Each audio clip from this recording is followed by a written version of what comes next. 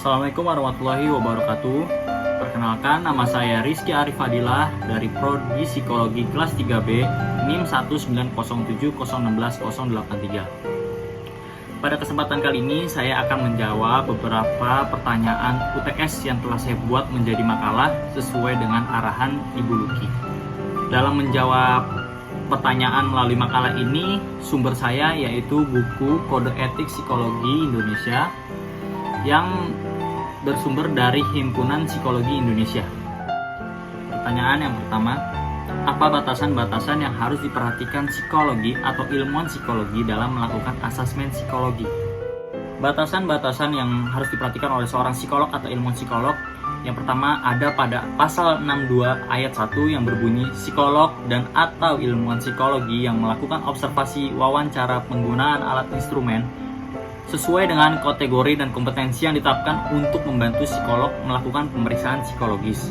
Lalu yang kedua, pasal 62 ayat 2, laporan hasil pemeriksaan psikologis yang merupakan rangkuman dari semua proses asesmen, saran, dan rekomendasi hanya dapat dilakukan oleh psikolog sesuai dengan kompetensinya. Kesaksian forensik yang memadai mengenai karakteristik psikologi seseorang hanya setelah psikolog yang bersangkutan melakukan pemeriksaan kepada individu untuk membuktikan dugaan diagnosis yang ditegakkan.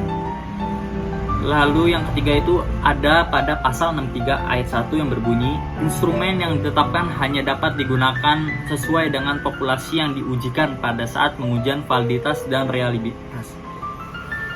Lalu yang terakhir ada pada pasal 63 ayat 5 poin A yang berbunyi, psikolog dan atau ilmuwan psikologi dapat menawarkan bantuan jasa asesmen psikologi kepada profesional lain termasuk psikolog dan atau ilmuwan psikologi lainnya. Maka bisa dapat diambil kesimpulannya bahwa seorang psikolog atau ilmuwan psikolog harus memiliki batasan ketika melakukan asesmen psikolog. Seperti melakukan tahapan-tahapan secara pas sesuai dengan kode etik, seperti yang pertama observasi, wawancara, dan alat instrumen yang lainnya sesuai dengan kompetensi yang dimiliki oleh psikolog. Lalu ada hal-hal yang berkaitan dengan instrumen asesmen yang harus diperhatikan dalam proses asesmen, terdapat dalam pasal 63 dalam penggunaan asesmen. Yang pertama ada wawancara, observasi, pemberian satu atau seperangkat instrumen tes dengan cara adanya proses adaptasi, administrasi penilaian atau skor, menginterpretasikan untuk tujuan yang jelas dan baik dari sisi kewenangan sesuai dengan taraf jenjang pendidikan. Lalu ada hal-hal yang harus diperhatikan dalam proses asesmen sebagai berikut. Yang pertama, adanya konstruksi tes yang bersifat validitas dan realitas.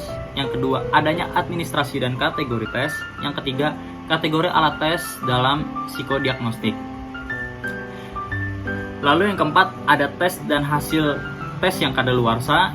Yang kelima, asesmen yang dilakukan oleh seorang tidak kompeten atau qualified. Lalu untuk pertanyaan yang kedua, apa hal-hal yang berkaitan dengan instrumen asesmen yang harus diperhatikan dalam proses asesmen? Jawaban tersebut terdapat pada pasal 8, 9, dan 13, yaitu isinya pasal 8 pertama, meningkatkan kompetensi psikolog atau ilmuwan psikolog wajib melaksanakan upaya-upaya yang berkesinambungan guna mempertahankan dan meningkatkan kompetensi mereka. Lalu pasal 9, psikolog atau ilmuwan psikolog dalam pengambilan keputusan harus berdasarkan pada pengetahuan ilmiah dan sikap profesional yang sudah teruji dan diterima luas atau universal dalam disiplin ilmu psikologi.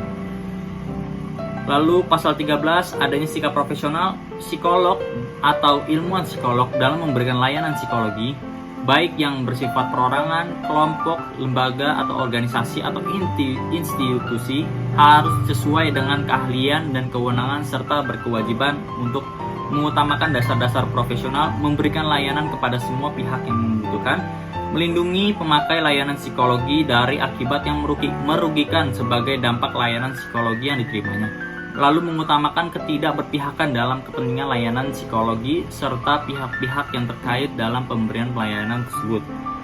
Lalu yang terakhir, dalam hal memakai layanan psikologi menghadapi kemungkinan akan terkena dampak negatif yang tidak dapat dihindari.